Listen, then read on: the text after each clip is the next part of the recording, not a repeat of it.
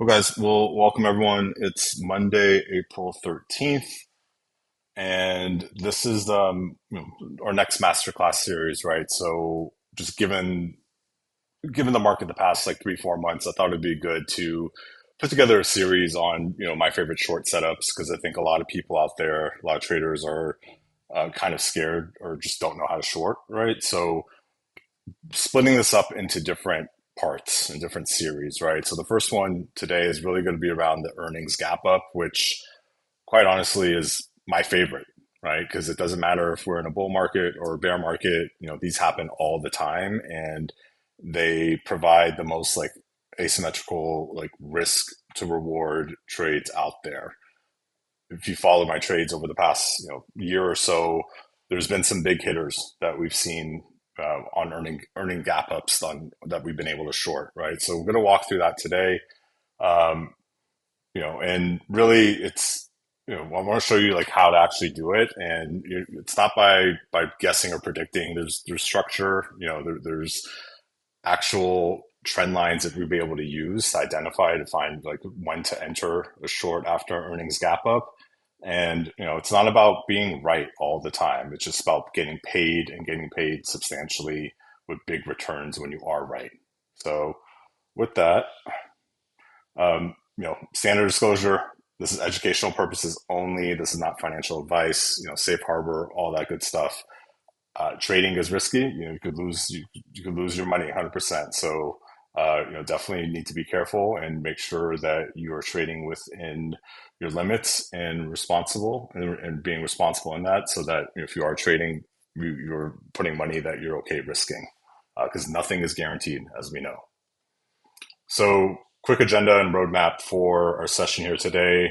We want to start off a little bit like why most traders don't short, the psychology behind it, and then we could walk through some real use cases, right, within the past, I think, 6 months, right? Palantir, Walmart, SanDisk, and my favorite, NVIDIA, and kind of share what my playbook is on that. And then we could leave some time for some questions at the end. And if you guys have any questions as we go through this, please pop it into the chat. And if it's relevant to what I'm on, I'll answer it, right? If it's not, I can answer it at the end. But absolutely. So getting into it here,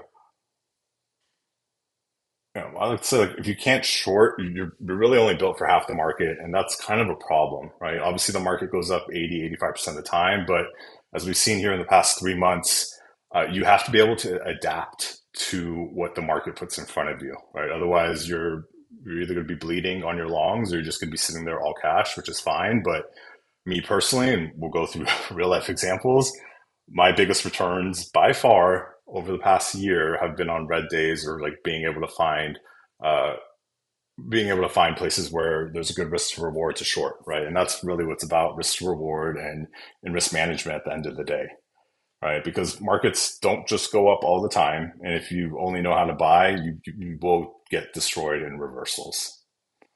So, a little story time here. This was September 3rd, 2020. The Dow hit all-time high. Trump puts out a tweet, you know, kind of boosting about the market. It's at all-time high. Everyone's going crazy. This is September 3rd. Guess what happened September 4th? You see a big correction. Nice little big pullback in the market, right? And at this time, I think I was maybe like 3, 4 months into trading. And I was fortunate enough because I was in another Discord, right, with the coach, and he kind of put out there like, "Hey, looking at this short based off where the market's at, we're expecting a pullback, right?" Well, so while everyone else got smoked, I literally had the biggest day of my trading career, right? So this is my account.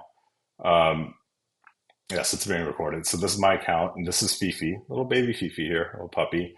And so we went short in the market, and this screenshot was like midday. It actually went up a lot higher. I think my gains that day were close to like 280, 300,000, right? So this is why like you have to be able to adapt and stairs up, elevator down, right? When the selling accelerates, it happens fast and swift, as we've seen here like over the past 3 months when we do sell, right? So again, risk reward, asymmetrical trades, right? Where you have limited downside. and you have a very tight stop loss. And that's what earnings gap trades really provide. So on why most traders don't like to short, right? There's a psychological factor to it. Everyone's kind of conditioned to always buy the dip. Buying the dip is great, but what happens when it keeps dipping? I think we saw this last year during the tariff drop, right? Or from February to April 7th, kept dipping, people were buying, kept dipping, people kept buying, right? So it works until it doesn't work. And there's, people are like, oh, if I short, there's unlimited loss. Yeah, if you're shorting with shares, right, you can get squeezed. But with options, if you have a tight stop loss, if you understand your entry and your exits, as well as sizing right so your account isn't getting blown up, the risk to reward is substantial, right? So it's not really it's not a strategy problem. It's more of a risk management problem at the end of the day. Going on here. So really, I think the reason is I'm just from my experience is like a lot of people just haven't been taught properly. And I've told people in the past, like, hey, inverse your chart. When you inverse your chart, what do you see, right? And like, oh, I see it now, right? So it's just kind of like a mental flip of, where people usually see like, oh, this is breaking out. And it's like, no, this is potential. This is a trap, right? So I'm going to use this example a million times because it's another one of like my feathers in my hat is Tesla in December where everyone was at 495. Everyone's like, oh, it's going to break out. I'm like, no, I think this is a trap, right? It's going to be a failed breakout. And that's going to be, we're going to have another session around failed breakouts. But again, like the best setups out there are often traps, whether it be earnings gap up where you think it's going to continue to run or it's a failed breakout. So even if you're not shorting it, it's important to recognize those, right? So you don't get caught in those. Shorting is dangerous, right? That's what everyone says. I would counter that and say that not knowing how to short is dangerous, right? Because you're going to long into those reversals and you won't be able to recognize those early signs of distribution, such as Tesla this year, such as SPY, right? When everyone were at 697 and everyone's like, oh, screwing for 7,000. It's like, no, that's distribution and we're likely going to pull back, right? And oftentimes you get trapped at the top, which happens a lot in these earning gap ups, which we'll go through today. So why do most traders get the sort of shorting, right? It's kind of blindly shorting strength. They're not waiting for any kind of confirmation and then, not really setting a stop loss, right? So you have to be able to have a barrier on, hey, this is when I'm going to exit the trade if it goes against me. For me personally, I say, hey, if it closes above this certain level, I'm out. Right, no questions asked. I'm out. If I lose, I lose. But my losses are going to be paper cuts, and my wins are going to be 10 times that. Right, and oftentimes in chasing breakdowns, which if you guys follow my trades, I very seldomly will short something when it's already down like 8% and extended from the EMAs, right? Like I wait for it to recover and bounce into the EMAs before I short it, right? Because once you're chasing a breakdown, you're essentially your risk reward is very much off, right? Because you could get stopped out very easily. Whereas like if you're shorting at an EMA or at a key level, you have a defined stop loss as well, and that goes hand in hand with these earning gap ups and using the opening range break for that level. So again, I mentioned this, like my biggest days by far, and this is just, if you look at the dates here, this is February, March, like this is literally the past, 2.5 months, right? My biggest days by far have been days where I've caught massive shorts, right? And again, it has to do something with market psychology and kind of just thinking, I stole this quote from the other Discord, right? But it's really about understanding like where the traps are, and thinking, putting yourself in the mind of big money, right? In the market makers, like the move is usually, like this says, like the move is usually the move that fucks the most people over, and that's the case because these are traps. But if you're able to catch it on the right side, you see substantial returns, right? So asymmetrical trades, right? That's really what it's about. It's finding those asymmetrical setups where you're the risk to reward, the reward is outweighing the risk like by 10x, right? And that's oftentimes like I'm looking for those shorts. again, if I'm going to risk $1 to the upside, if it goes against me, I have a $10 reward to the downside. Again, what we're looking for with that with the asymmetrical trade, it's a small defined risk, as we mentioned, and it has a really high probability of hitting. And if it goes against me, again, I lose a little bit, but if it goes my way, I'm gonna hit 1,000%er. And why I look at the earnings gaps and ORB failures specifically is because you have a tight stop loss, whether it be a 2-minute ORB, which we'll go through, or a 5-minute ORB. You could find it as well, and then you're able to find those moves fast because the selling does accelerate quickly.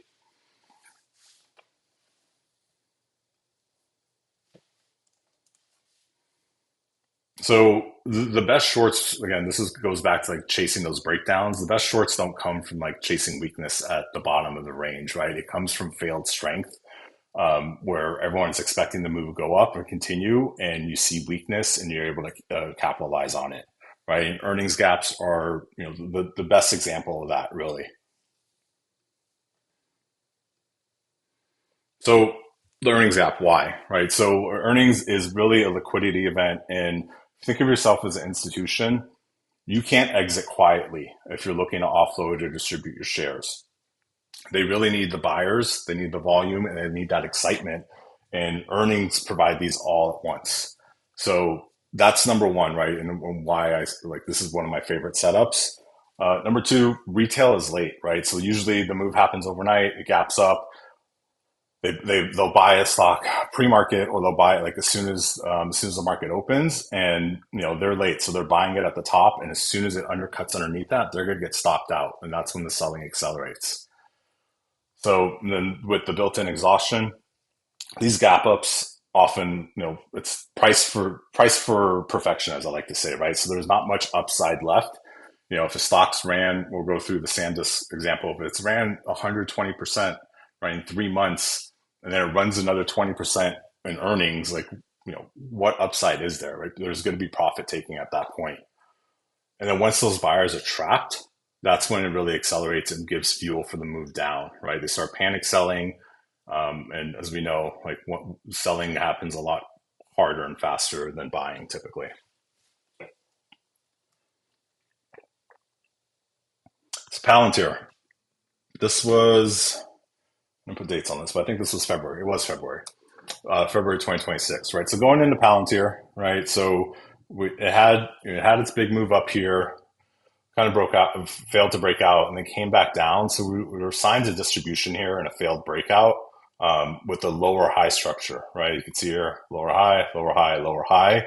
And at this point here, about a month before earnings is when it really started to break down, right? You see the trend spine flips from green to red, yellow and then red, and then boom, EMA starts stacking, starts curling down. It breaks the neckline here, and it starts accelerating down. So going back to like not shorting a breakdown or like something that's already extended. I'm not going to short Palantir down here when it's at 146 and the 8-day EMA is at 160, right? I remember this vividly. I was like, okay, I'm going to wait. I'm going to stop this. If Palantir pops up into earnings, that's when you strike, right? Because it's going to give a reason for it to pop up here, and then it's going to come back down, right? And as you can see here, the selling here, as is accelerating, the volume was picking up also, right? So this isn't just retail. This is really institutions offloading and offloading, right, and distributing to retail at this point. So this is pre-earnings setup, right? So come earnings, we see a big gap up, 12%. And from there, it shot up about $18. And you can see here, it's buckling into the EMAs, right? So it's literally right into the 21-day EMA. There's the 8-week, the 21-week. This entire EMA cluster is up here. So it pushes into that EMA cluster pre-market. And if you're using the trend spine indicator, you start seeing these topping signals, right? So this was, again, coming back to here, I'm not going to short something down here when it's already extended for the EMAs. I'm waiting for it to pop up into the EMA cluster, and that's what this earnings gap. That's what this earnings play essentially did. It gave me that opportunity to come in here, be able to short it. You know, obviously using the orb, but without the orb, okay, my stop loss is going to be a close above the 21 day.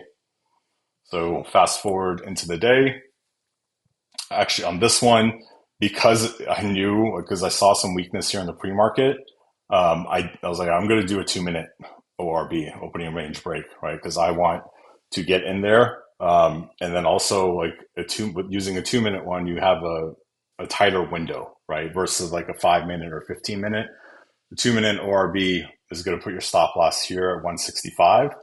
And you see here in the first 2 minutes, it comes up and sweeps the pre-market high, comes here and grabs this liquidity, you know, rejects the 21-day area, 21 day, and this 2-minute orb builds out.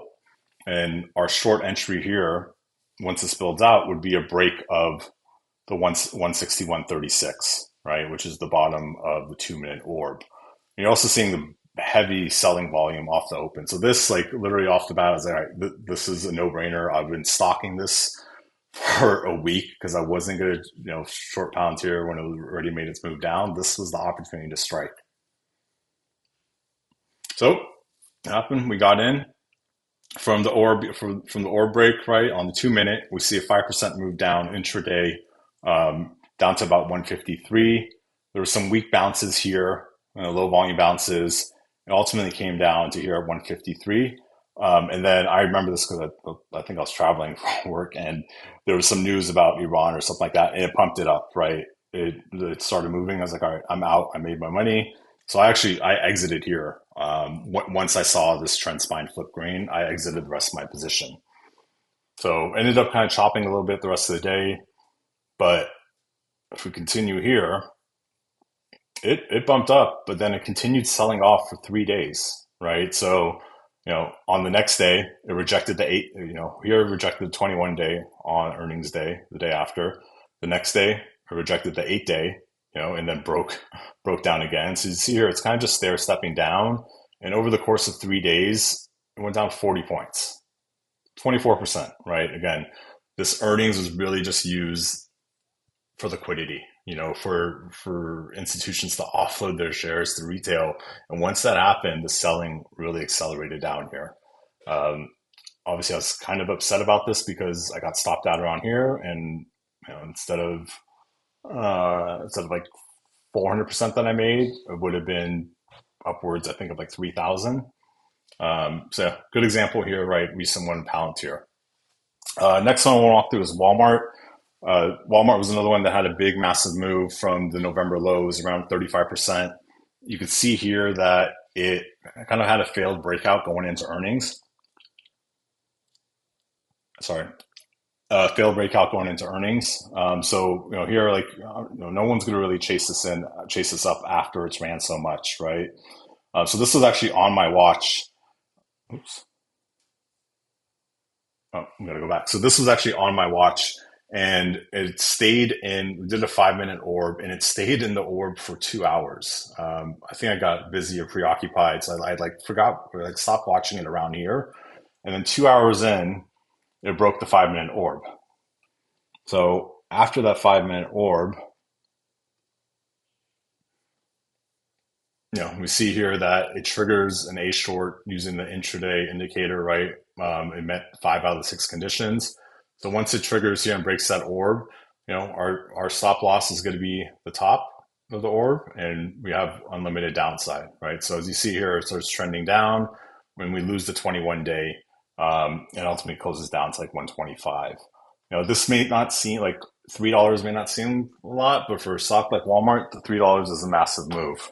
And also another reason that I like these earnings gap ups plays is because there's IV crush that happens, right? So oftentimes, you know, they're gonna open the stock up flat, which is pretty much happened with Walmart. IV crush, all the calls and pulls of puts get killed, right? The premium on that, and that gives you an opportunity to get in there cheaper.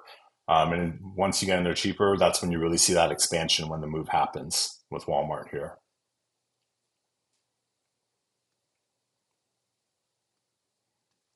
Oh, next one I'll go over real quick is SanDisk SNDK.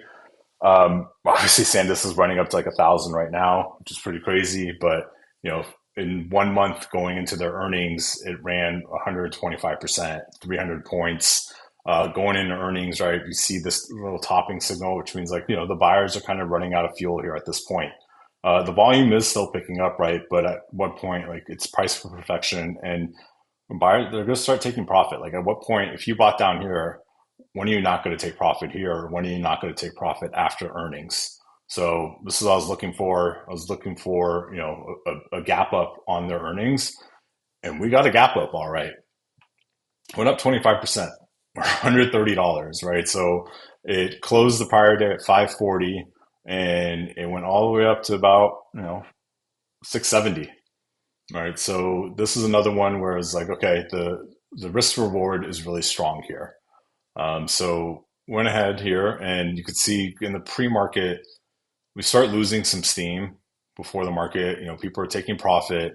The trend spine turns red, and here I did a 5 minute orb on this one, and so the 5 minute orb here on the high was 676, which really it swept the pre-market highs, right? So you see this sweep of the pre-market highs, see this massive wick down, which means the sellers are in control. And then next candle, it breaks it. And then this next candle is the retest. So this is where I entered here. Sorry, I actually entered around here. And then it started breaking down, right? Massive move down. So we entered here. I actually got stopped out around here just because oops, I saw it kind of potentially reversing, and I wanted to take my profit, but I know a lot of people stayed in, and it ended up filling that entire gap. It went back all the way down to 540, and these contracts ran 1,500, 2,000%. So again, another example of like people are buying up here, and then once the price breaks underneath that level, they're going to sell. They're going to get stopped out, and that selling starts accelerating pretty fast. Cool. NVIDIA. This was my baby, my pride and joy, I want to say. So NVIDIA in November, we were, it looked like it was setting up as a head and shoulders here, right? You have the left shoulder, you have the head, a little failed breakout here at all-time highs, and then the right shoulder was forming. But as that right shoulder was forming, same thing as Palantir, right? It was sloping, and you're seeing it, extended away from the key level, key EMAs, and it's in a clear downtrend, right? So this is another one. I came in here with a plan. I knew exactly what I was looking for. So much of a plan that actually was like the night before I sent this to Steven. I was like, yep, what I'm looking for is it to pop up to pop in there, and up to 196 and come down. This is the message I put into the chat, right? This is my thought process and my thesis. I was like, okay, and this is actually after it gapped up on the earnings, right? It gapped up to like 198, and I put this out there. I was like, I'm going to let the market digest it. So this is exactly kind of what I wanted to see. Whereas it was going to come into 196 and tell us if it's a head and shoulders or invalidate it. And if it invalidates the head and shoulders, that is the most bullish thing possible, right? And then it's just going to keep ripping. But if it is a head and shoulders, I'm right? And I have a clear defined stop loss on a close over 196, right? So yeah, this is November 19th, the night of after hours, after the earnings came out, right? So see here, earnings closed around 186. Had a massive move in the after hours up to 198, swept up to this area, and then ultimately came back to that 196 level, right? That key level I was looking at for right shoulder to build out. It's exactly where it opened to in the morning. So in the case of NVIDIA, this is where having added levels of confluence comes into play, right? I mentioned with Palantir, you have the EMAs above you, right? So as you have added key levels, that gives you more confluence and more conviction to stay in it. So with the case of NVIDIA, I actually entered right off the bat, and my stop loss would have been over 196. I was like, okay, as long as it stays under 196, the thesis is intact. But even if that, even if you didn't enter off the bat, like off the opening gate, when you waited for the 5 minute orb to break, you see here, it breaks down, loses the 21-day EMA, and then all the way like stair steps down, loses this cluster, the 8-day, the 8-week, all of that, right? Just slices right through it.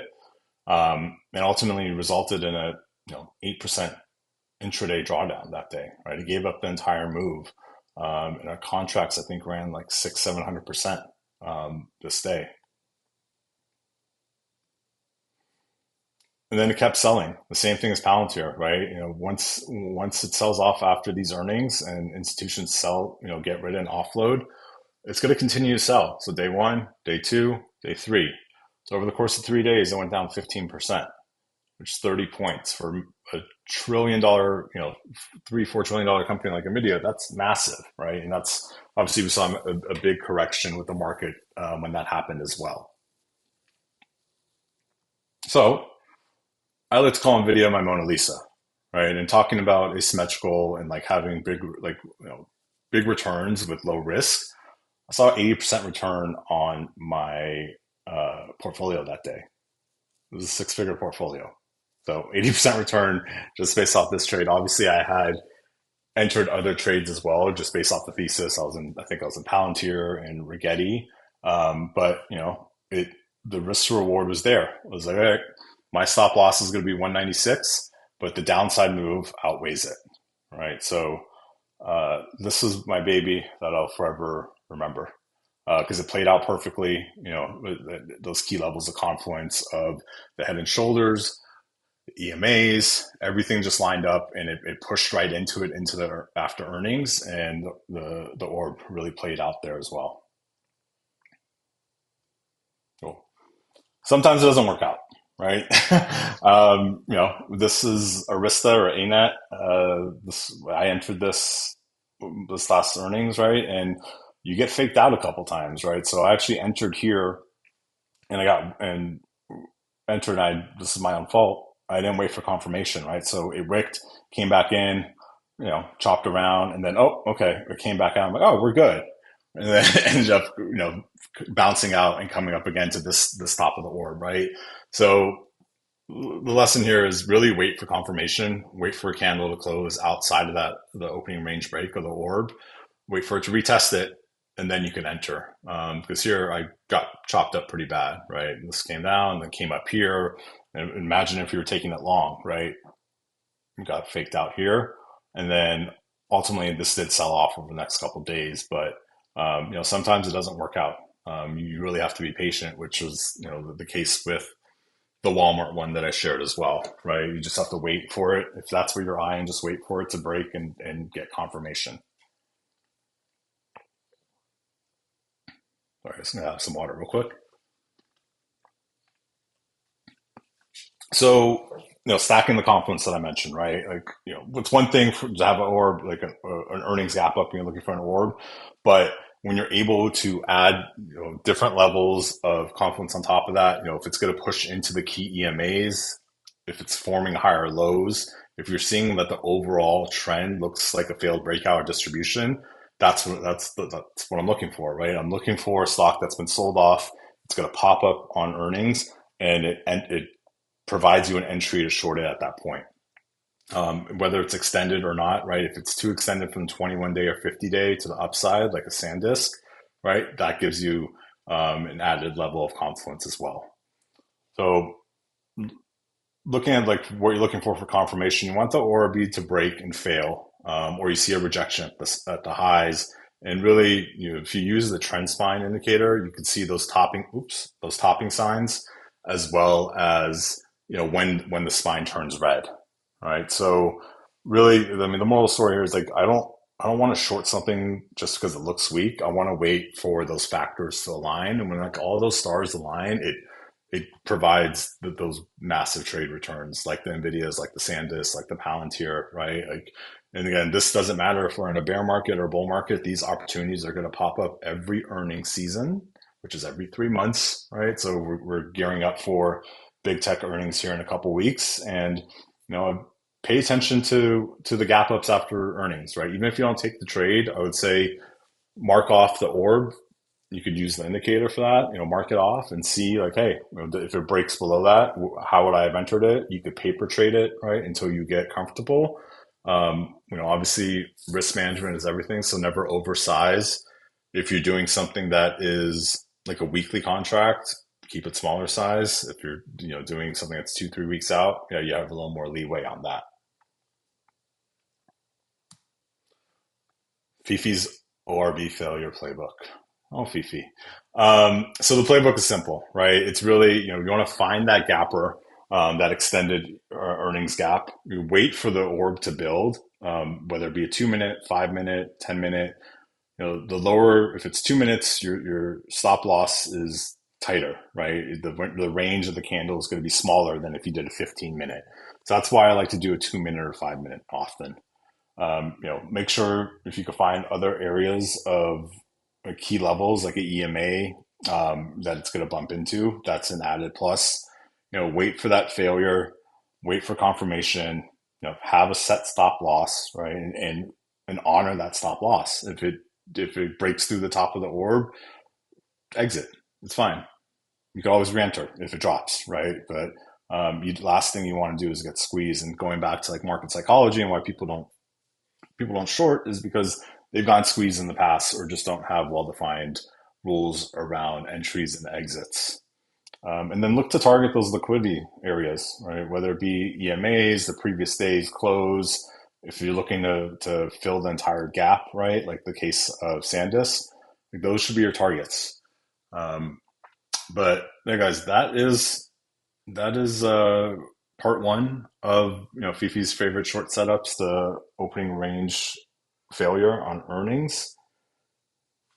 I'll open up to any questions.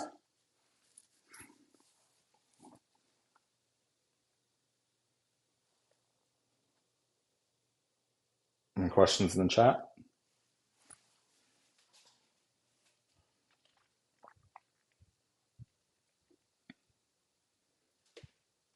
Do I use trend lines? Yeah, I mean, I'll use a trend line if trend line in the fact of for support and resistance. Like for NVIDIA, for example, I use the head and shoulders, right? Um,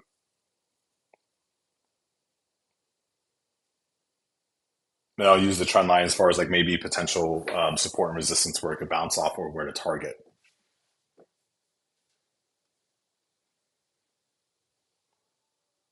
Vincent, I'm not going to go over the current market right now because this is really focused on this.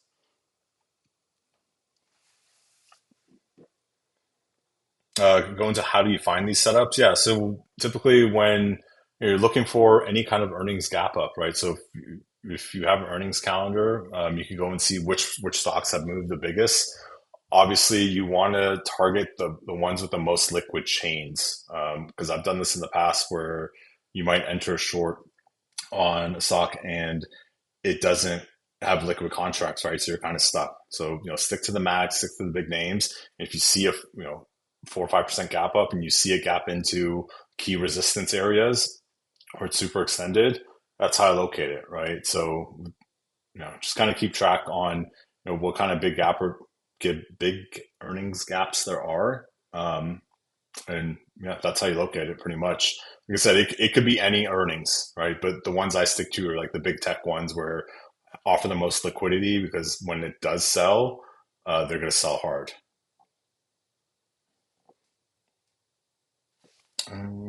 Let's see. In one of the trades that failed, the one you entered without confirmation, the trend spider had a B. I thought that was for bottom. Wouldn't it give you a pause before entering? So let's see.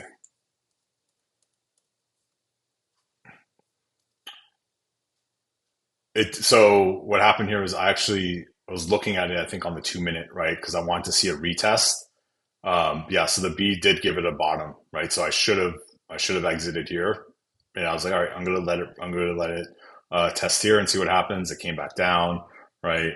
It was like I said, it was a mistake, in hindsight, but fortunately I was very small, like lotto size on this because it was ANET, because it's not a stock that I trade often. Whereas like if it's like a Nvidia or a Palantir or a ticker I know, um, I feel more comfortable with it.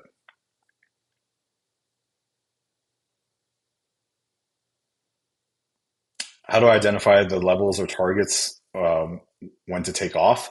Yeah, so key levels typically I look for would be, the previous day low, last week's low. You can also do like the full earnings gap in the case of SanDisk. So with that, that's where you'd want to target, or you look at like other areas of support, right, or EMAs. So let's see. So with the case of NVIDIA, you could target these EMAs as you know as a trim spot, right? So 21-day, this cluster, right?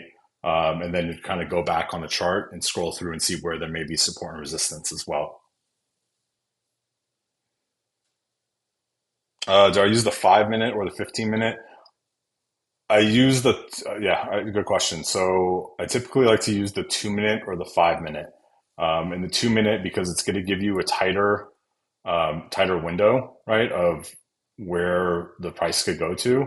So here at Palantir, I use a 2 minute because the candles, it's going to be tighter. Whereas if I waited for a 5 minute, it would be down here, right? So this is 2 4. If I wait for the 5 minute, it already made the move. So typically, I like to do the 2 minute. Does it apply to Trump gap ups too, or just earnings related? Uh, any gap ups really, but I think earnings ones are going to be the best because you're dealing with IV crush on the contracts. But I mean, any gap up, you could use this, right? So if you've seen in the past, like if the market gaps up massively, like I put a 2 minute, 5 minute orb up there. If it breaks it upside, you play the upside. If it breaks the downside, you play the downside.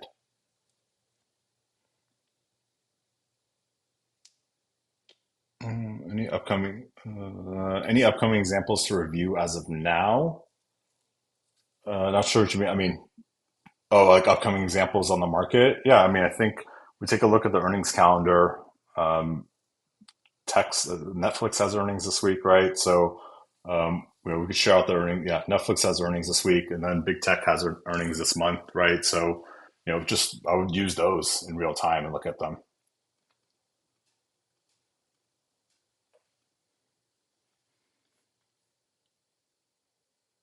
Ajax, can this work outside of an earnings event? Yeah, to answer your question, yeah, definitely. Anytime there's a lot of volume, it could work because that's often seen as a liquidity event.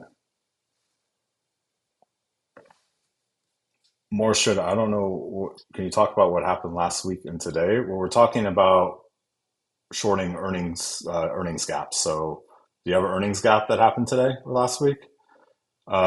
If you're stopped out or your stop loss is a hit, how many more times do you try to short it if it provides opportunity? I don't. I'm out typically. Like if I'm out, if I get stopped out, I'm out. That's just how I'm not going to re-enter it and try to chase it again. I'll move on. Yeah, banks have earnings this week as well.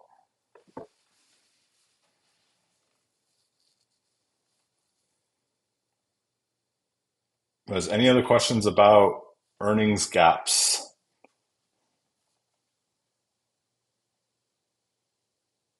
Yeah, we could get a transcript on the recording.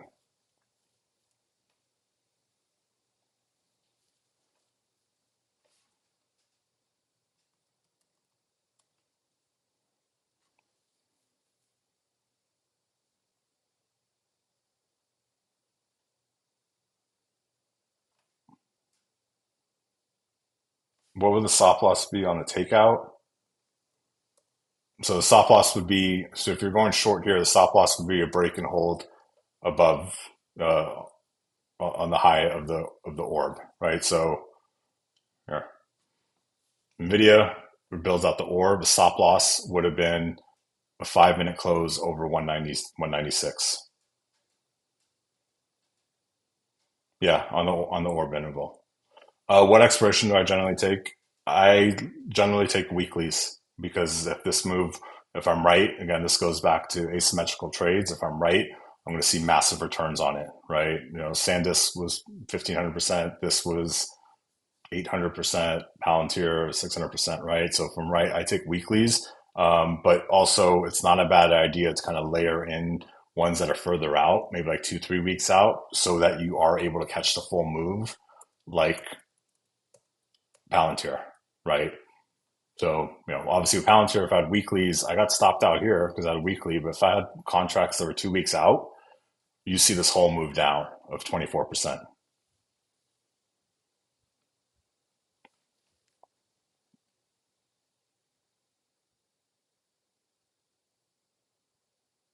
Bobby, it's applicable to any market, bull or bear. Because, you could trade this to the upside too, right? If a stock is, if we're in a bull market and it breaks the orb, you trade it to the upside, right? So all it is an opening range break. But the reason I like it for shorts is, again, it provides the best risk reward and asymmetrical trade, because you have a really tight stop loss. If you want to take it to the long side, yeah, you take it to the long side, and your stop loss is down here.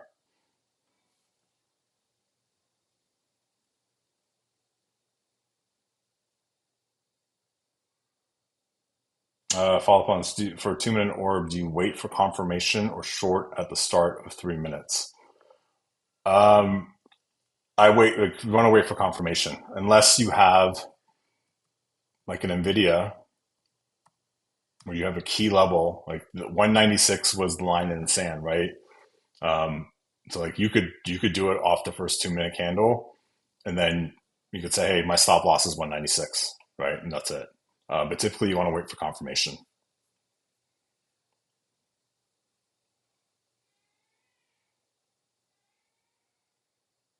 Will not make sense to take longer puts first, and once they start working, take weekly puts. Uh, no, no, because once it starts working, this is when the weekly ones really expand, right? And if you're gonna, so you again, you need to be sized appropriately. Like if you're putting 5, 10% of your account in a trade like this, you should stop trading. Full stop. Like you need to stop trading, right? This is sized appropriately for risk, because if it does reverse on you, you're going to lose 20, 30%. But as it makes its move down here, these contracts are already 100, 200%.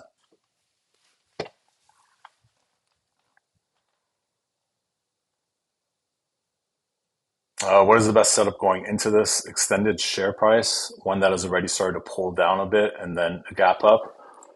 Yeah, so the best setup is one that has pulled down. So Palantir and Nvidia, right? So here, it's already down, right? You're not going to short it down here. It's in clear distribution, clear downtrend. So you're waiting for this to pop up. You're looking for a reason for it to pop up and find liquidity and sell off. So this is number one, right? So like Palantir and the Nvidia example are like the top tier.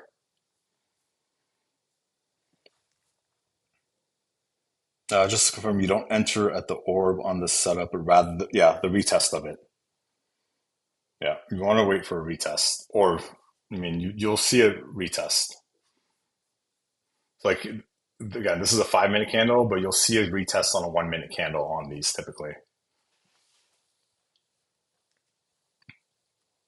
Oh, even here, like so, this broke under it hit, and then a retest right here.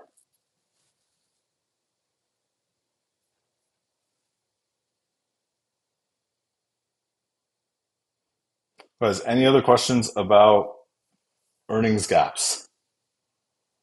For weeklies, I'm typically about 1%.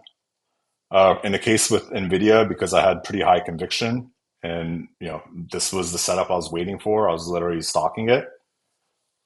I did a little bigger. This was about 5% of my account, just on the weeklies, and then I layered in further out ones as well.